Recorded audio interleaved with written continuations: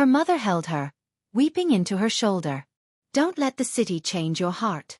Veronica climbed into the SUV. As the car drove off, she looked out the window, watching her parents fade into the distance, their figures growing smaller with every turn of the road. Her heart ached, but she swallowed the lump in her throat and held on to hope. The city was loud, fast, and unfamiliar. Towering buildings lined the streets, cars honked non-stop, and people rushed past like time itself was chasing them. Veronica sat quietly beside Madame P, her hands clenched on her lap. She had never left Aji River before. Everything here felt overwhelming. Madame P's mansion stood tall, surrounded by high walls and guarded by men with stern faces. Veronica stepped inside, eyes wide at the marble floors, gold curtains, and crystal chandeliers. "This is your new home," Madame P said, smiling. Veronica nodded slowly, trying to hide her unease. For the first few days, everything seemed perfect. She was given clean clothes, warm meals, and a room bigger than her entire house back home. But soon, things began to shift. Veronica noticed other girls in the house. Some cheerful, others distant and withdrawn. Whispers filled the halls at night. Some girls left and never returned. Then came the moment Veronica had feared. Madame P called her into the sitting room one evening. Her voice calm but sharp. "You're beautiful, smart, and strong. Men in the city will pay a fortune for someone like you." Veronica froze. "I brought you here to change your life. Don't be ungrateful." "I can't do that, Ma," she said, voice trembling. "Please, I only came here to work." Madame P's smile disappeared. "Then you're useless to me." That night, Veronica was thrown out with nothing but a plastic bag holding her old clothes. The streets of Lagos were not kind. She slept on cardboard near busy roads, begged for food, and started hawking sachets of water under the hot sun just to survive. Days turned into weeks. Her body grew weaker, but her spirit refused to break. One afternoon, while walking past the edge of a quiet bushy area, she heard groaning. Curious and cautious, she stepped into the thick shrubs. There, lying in the dust, was a man soaked in blood. Bullet wounds tore through his shirt. He was unconscious, barely breathing. Veronica's heart raced. She had no idea who he was, but she knew he would die if she walked away. She tore part of her wrapper to tie his wounds and fetched water to clean his face. She stayed with him through the night, shielding him from mosquitoes and cold. When morning came, he opened his eyes weakly. "Who are you?" he whispered. "Just someone who couldn't leave you there," she replied softly. What she didn't know was that this man was not just a victim of violence. He was a billionaire, shot during a failed robbery on his private trip. The police had declared him missing. The city was searching for him. And Veronica, the homeless girl with a heart full of fire, had just saved a life that would soon transform hers in ways she could never imagine. The gate clanged shut behind her, the sound echoing like final judgment in the silence of the night. Veronica stood still, shivering, not just from the cold breeze brushing her bare skin but from the fear that gripped her heart. She clutched her nylon bag tightly, the only thing she had left. Her cracked phone, lifeless and useless without a SIM, offered no comfort. Around her, the city seemed to breathe indifferently. Distant horns blared, a transformer buzzed somewhere nearby, and dogs barked in the distance. She had no idea where she was, no one to call, and nowhere to go. Hours ago, she was curled on a couch with a plate of fried rice and the hum of air conditioning soothing her. Now she stood barefoot on an unfamiliar street, wearing a dress that barely reached her thighs, hair frizzy and loose, heart pounding in confusion and shame. She started walking. One step. Then another. Her feet ached from the rough pavement. Streetlights flickered above, casting shadows that stretched and moved like ghosts. Her stomach rumbled. She hadn't eaten since morning. Her throat was dry. But what pained her most wasn't the hunger, or the cold, or even the betrayal. It was the weight of shattered trust. She had believed Madame P, believed in the promise of a better life, in escape, in hope. After what felt like hours, she found a small corner between two locked shops and curled herself there. She used her wrapper to cover her legs, leaned against a wall, and closed her eyes. But sleep didn't come. All she could think about was her parents. Her father lying in bed, her mother feeding him, praying for a breakthrough. She had promised to help them. Instead, she had ended up here, broken and abandoned. As the first light of dawn crept across the sky, she rose and joined a group of street hawkers gathering by the roadside. One of them, a teenage girl carrying a tray of pure water, looked at her and offered a small nod. Without speaking, Veronica approached and asked if she could help sell. The girl stared at her torn dress and swollen feet, then handed her a few sachets with a shrug.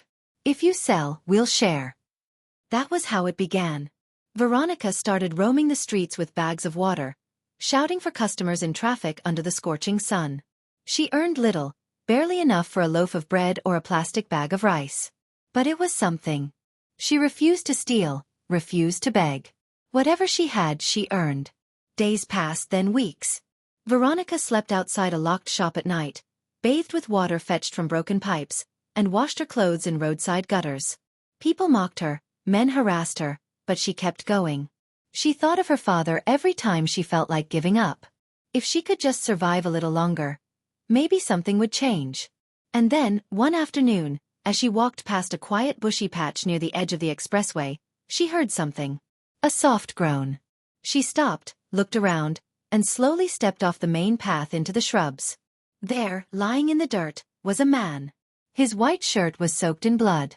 His face was pale. His chest rose and fell in shallow breaths.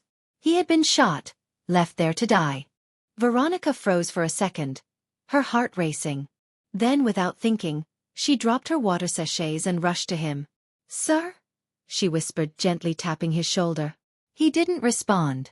She tore off a piece of her wrapper and pressed it to his wound. Blood soaked her hands. She didn't stop. She cleaned his face with water, shaded him with her body, and stayed by his side. She had no idea who he was. Just a man fighting to stay alive. But helping him felt right. It was the only thing that made sense in a world that had shown her so little mercy. She didn't know it yet, but saving this stranger would change everything. He wasn't just any man. He was someone the entire city was searching for. And fate had just led him to the only person strong enough to save him. Clutching her bucket tightly, Veronica hurried toward the overgrown patch of bushes behind the highway, glancing around to make sure no one was watching. Her stomach cramped sharply as she stepped into the shadows of the scrubby land, branches scratching her legs as she pushed through the undergrowth. She found a hidden spot, dropped her bucket beside her, and crouched. But before she could settle, she heard a sound, soft, weak, almost like a groan. She froze. Her heart began to race. She stayed still, listening. There it was again, a low, painful gasp. Curious and cautious, she followed the sound deeper into the thicket, pushing past branches until her eyes caught sight of something that made her stop cold. There, lying awkwardly against a tree, was a man. His shirt stained deep red, his chest rising and falling in shallow breaths. His face was pale, lips cracked, and his body was covered in dust and dried blood. Veronica's breath caught in her throat. She looked around, half expecting someone to jump out, but it was just her, the man, and the dry wind rustling the leaves. She dropped to her knees beside him. "Sir?" she whispered, gently shaking his shoulder. No response. His eyelids fluttered, and his lips moved faintly. Veronica didn't know who he was or what had happened, but she could see he was barely hanging on. She pulled out one of the sachets from her bucket and tore it open, pouring water gently over his cracked lips. He swallowed weakly.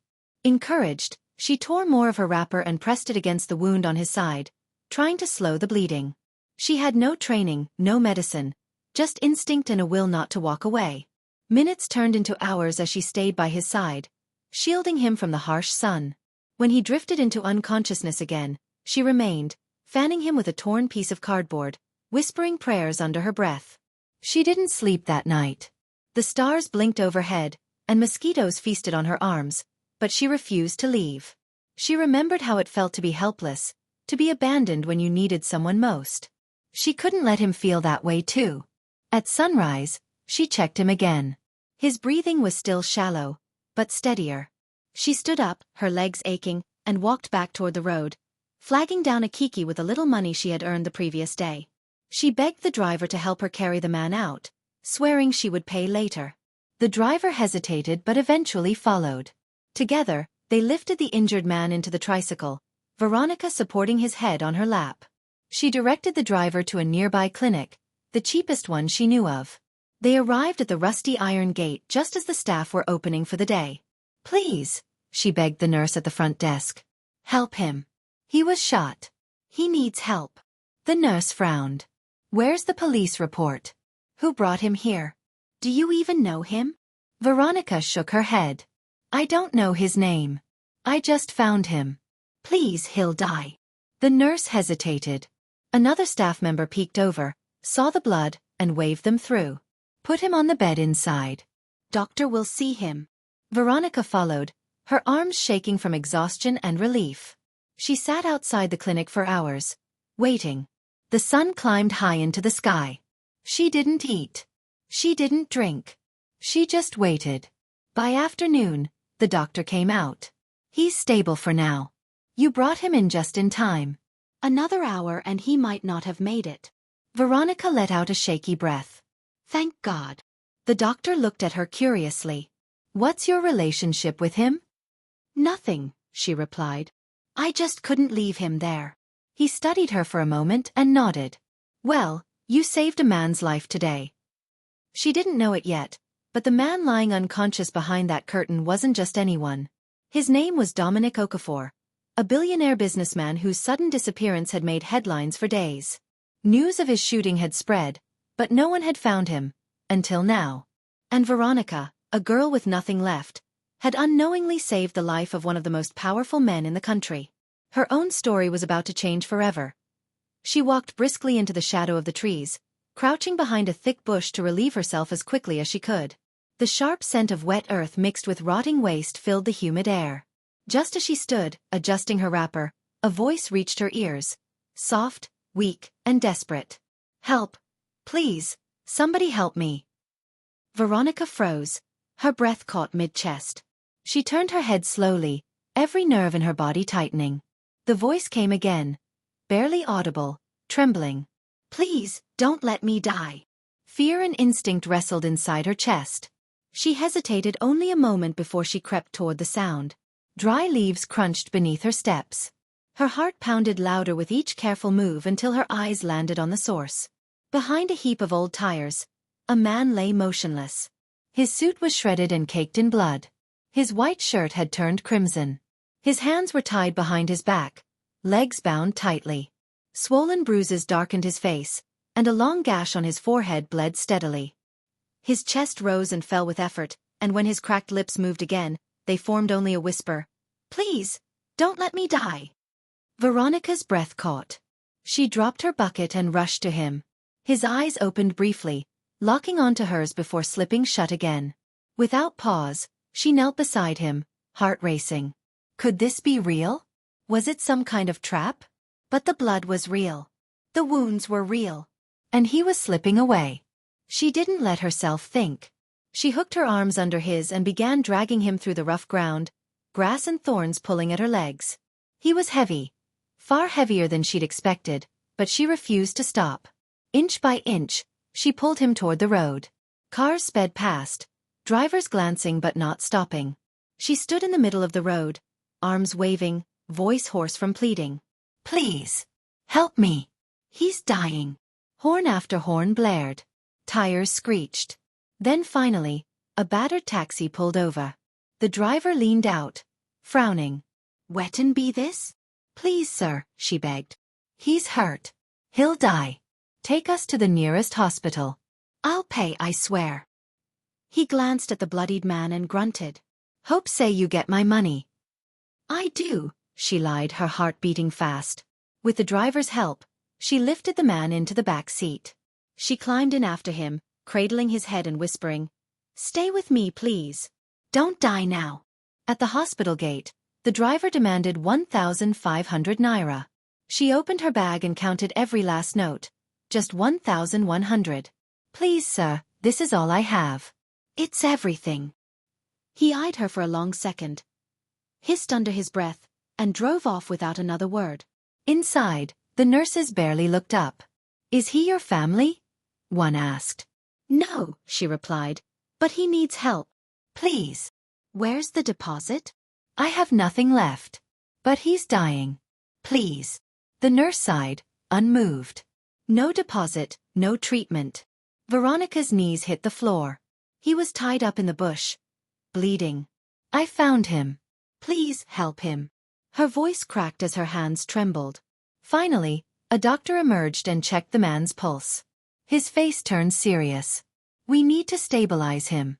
Now. But sir, the nurse said, we need O-positive blood. Our supply is empty. Veronica didn't hesitate. Take mine. The staff stared at her. You sure? Yes. Take it. Moments later, a needle pierced her vein. Her body was already exhausted from days without food, but she watched the blood fill the bag without flinching. Her vision blurred, the room swayed. But she didn't care. If this is what I was meant for, she whispered, then so be it. An hour passed. She sat silently on a hallway bench, eyes glassy, limbs weak. Then everything turned black. Her body crumpled to the floor. A passerby shouted, Nurse! This girl just faint.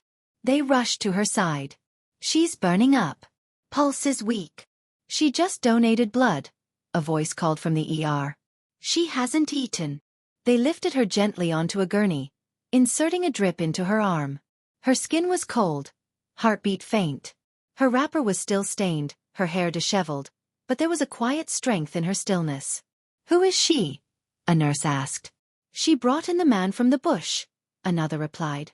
She gave him her blood. She has no family, no ID. Nothing.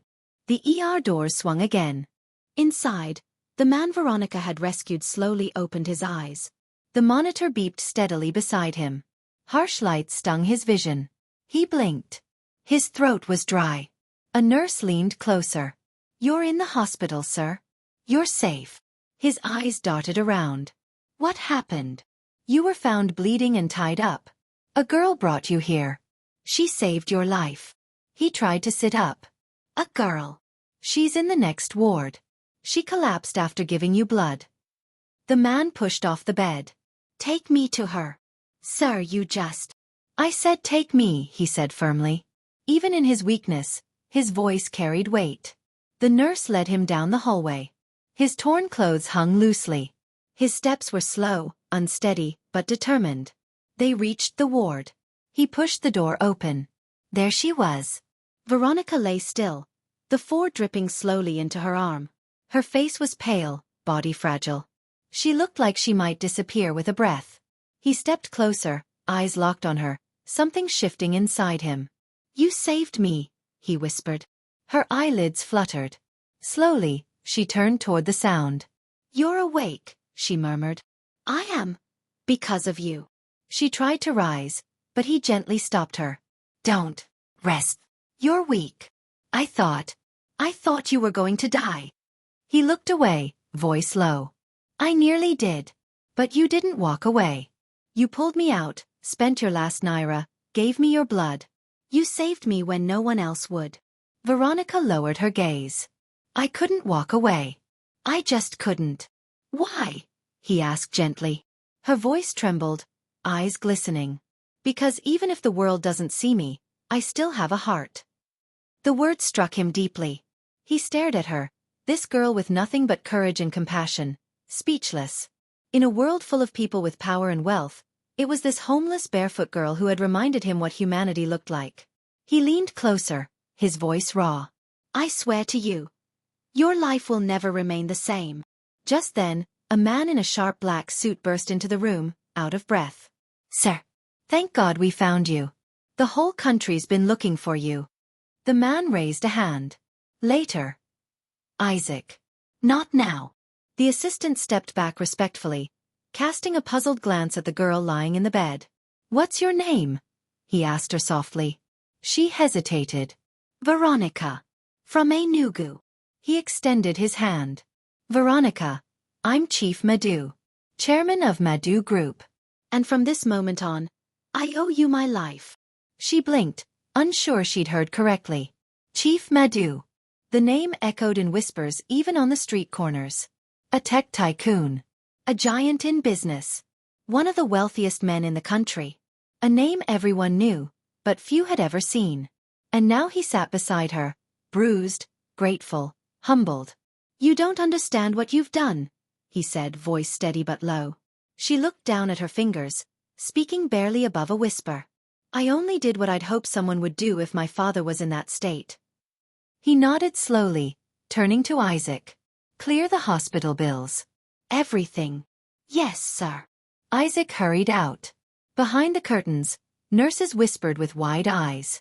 That's really him. Chief Madhu. She saved him. He turned back to her. You look faint. You need proper food.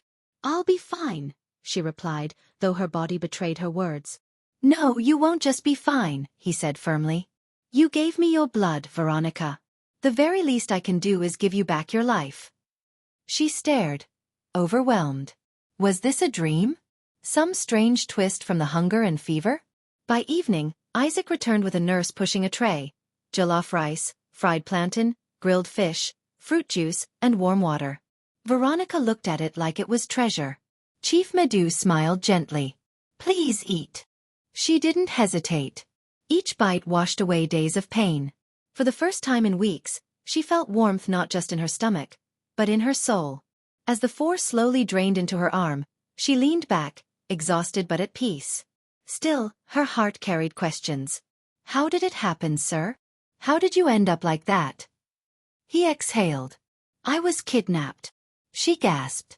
They planned it carefully. My car was blocked. My driver vanished. They blindfolded me, beat me for days, demanded 50 million naira. Did you pay? She asked softly. He nodded. Isaac arranged the transfer.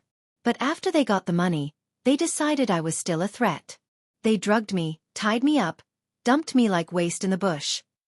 Her face twisted in disbelief. They thought you'd die there? They wanted me to, he said. And truthfully, I nearly did, until you found me. She was quiet, thinking. Then she said, God wasn't done with you, sir. And maybe he sent me so you'd remember that. He studied her face. Maybe he sent you for more than that. She shifted uncomfortably, unsure of what to say. Just then, his private security arrived. Chief Madhu stepped out to speak with them. Isaac remained by her side. Do you know who you really saved? He asked, voice low. She gave a faint smile. I'm starting to realize. Isaac leaned closer. Chief Madhu isn't just wealthy. He's influential. Men beg for a chance to shake his hand. And you carried him out of a bush. With nothing. She looked away. I didn't do it for reward. I did it because it was right. That's why it means everything. Soon, Chief Madhu returned, now dressed in a clean outfit. Still simple, but this time, sharp and commanding. He looked like the man from the news again. He turned to her. Get ready. We're leaving tomorrow. And you're coming with me. Her eyes widened. Sir, I can't. I don't even. He raised a hand. Just say yes. Her lips trembled. Yes, she whispered. That night, she couldn't sleep. Not because of fear, but because, for the first time, tomorrow didn't scare her anymore. By morning, she was discharged. Isaac had bought her a soft floral gown and new slippers. Her hair, though still rough, was tied neatly. She looked like someone who hadn't caught up with her blessings yet, but something had changed. There was light in her eyes again. Chief Madhu waited at the hospital entrance beside a sleek black Range Rover, flanked by guards. When she stepped out, he opened the door for her. Let's go home, he said. Home? She echoed, unsure what he meant, until they arrived. The car rolled into a palatial mansion in Ikoyi, behind tall marble walls and guarded gates. A lush garden bloomed with trimmed hedges and fountains. Veronica clutched her nylon bag tighter. It still held the only 2 wrappers she owned. She stepped out, frozen in awe. The mansion looked like it belonged in a movie. A maid in uniform opened the door. Welcome, sir. Welcome, madam. Madam. Inside, chandeliers sparkled overhead. The floor gleamed beneath her feet. Art hung on the walls. Soft music floated through the air. Veronica turned slowly. This is your house? Chief Madhu nodded. And now it's your home too. She stopped. No, sir. I can't live here. I'm just... He cut her off. You saved my life. That isn't something I can repay with thank yous. Rest, eat, sleep. It's the least you deserve. Her throat tightened. She had never lived in a home with electricity, let alone one like this. A maid led her up to a guest room. It was bigger than her whole house back home. A king-sized bed with white sheets. A bathroom with hot water. Perfumed soaps. Creams she couldn't pronounce. Veronica stood still, unsure whether to sit or touch anything. "Ma," the maid said gently, "you can bathe. I'll bring your food." She nodded slowly. Inside the bathroom, she stared at her reflection. Her cheeks were thin, her eyes tired, but for the first time in years, she smiled. A real smile. One that reached her soul. After her shower, Veronica was dressed in a soft, comfortable gown and invited to the dining room. A full 3-course meal awaited her: tender chicken in creamy sauce, fluffy basmati rice, fresh orange juice, and polished cutlery. She ate slowly, uncertain which fork was meant for what, but nobody laughed or made her feel out of place. There was only kindness. Later that afternoon, Chief Medu asked her to join him in the garden. The atmosphere was calm, the sound of birds blending with the gentle rustle of leaves in the trees. A marble table stood in the center, with 2 chairs set across from each other. Veronica sat cautiously, and Chief Medu took his seat across from her. His voice was gentler now, almost paternal. "Tell me about yourself," he said. She hesitated, unsure where to begin. "There's not much," she replied. "Try me." Slowly, she began to share. She spoke of her father, once a respected teacher, now bedridden. Of her mother, who worked endlessly to care for him. How she took a job mixing cement to help them survive. And then, about Madam P. "She promised me a better job," she said. "But when I refused to sleep with the man she brought, she threw me out." Chief Medu's eyes darkened. "That woman, she will answer for what she's done." "I don't care about her anymore," Veronica replied quietly. "I just want to help my parents. My father's health keeps getting worse. We couldn't even afford simple tests." He sat in silence for a long while before speaking again. "What if I told you I could fly your father abroad for treatment?" Veronica's eyes widened. "Sir, I'll take care of everything. Hospital, flights, doctors. Your mother too if she needs to go." She covered her mouth as emotion surged. "Why?" she whispered through her tears. "Why would you do all this?" He looked directly at her. "Because when I had nothing, not even a name, you gave me something no one else would. You saved me." He stood and disappeared for a moment, then returned with a small black suitcase. He placed it gently on the table in front of her. Inside was $200,000 in neat stacks. Veronica gasped and backed away, overwhelmed. I can't take this." "You can," he said firmly. "And you will. Use it to build something lasting. Not just for yourself, but for your family, for other girls like you who've been told that poverty and dignity can't exist together." She sat down slowly, tears falling freely now. Not out of pain, but from relief, from the release of carrying so much alone for so long. It was the kind of weeping that happens when the heart finally finds peace. As the garden glowed in the soft light of sunset, Veronica sat speechless, still unsure if any of this was real. Across from her, Chief Medu remained quiet, understanding the gravity of what she was experiencing. He too had once sat like that, when someone gave him his first opportunity in life. Finally, Veronica looked up. "You don't know what this means to me." He leaned back and smiled. "I may not, but I know what you mean to me." She wiped her tears. "I didn't do it for anything in return. I just didn't want you to die. I didn't even know who you were. And that," he said, "is exactly why it mattered." He paused for a moment. "Tomorrow, my jet will be ready. Your parents will fly to India for full treatment. You'll go with them. It's already arranged." Veronica's hand flew to her mouth again in disbelief. "Your father deserves a second chance," he continued. "Your mother deserves rest. And you deserve to start over." She rose shakily from her chair, walked around the table, and fell to her knees before him. But Chief Medu gently pulled her up. "No more kneeling. Not here. You've earned your place." Then, he placed one more item on the table. A land document. A 3-bedroom bungalow, titled in her name. "You'll never be homeless again," he said. She stood frozen, unable to comprehend it all. "Sir, this is too much." "Not for the girl who gave blood on an empty stomach for a stranger," he replied. For a long moment, the garden was silent. Veronica looked up at the sky, watching the clouds shift. Days ago she had nothing. She had been sleeping under bridges, chased by chaos. Now she was standing in a mansion, holding keys to a new life. Softly she whispered, "Papa, you're finally going to be okay." The tears came again, but this time they were filled with gratitude, with healing, with answered prayers. She wasn't just rescued. She was restored. Chief Madu looked at her, not as a beneficiary of charity, but with the quiet pride of someone witnessing a life reclaimed. "This isn't a handout," he said. "It's a harvest. You sowed kindness. Now you're reaping destiny." The wind rustled through the trees as if even nature was listening. Veronica closed her eyes, breathed in deeply and whispered, "Thank you, God, for this miracle." Her story, once rooted in sorrow and survival, had turned a new chapter. One written in hope, honor, and redemption. And if there's one truth her journey teaches, it's this: integrity and kindness never go unnoticed. Even in a world that turns away, staying true to who you are can open doors that even wealth cannot. Thank you for watching this story. If it touched your heart, leave a comment with the lesson you took from it. Share it with someone who needs a reminder that miracles still happen. And don't forget to subscribe, because another powerful and emotional story is on its way. Until then, stay inspired, stay kind, and never stop believing.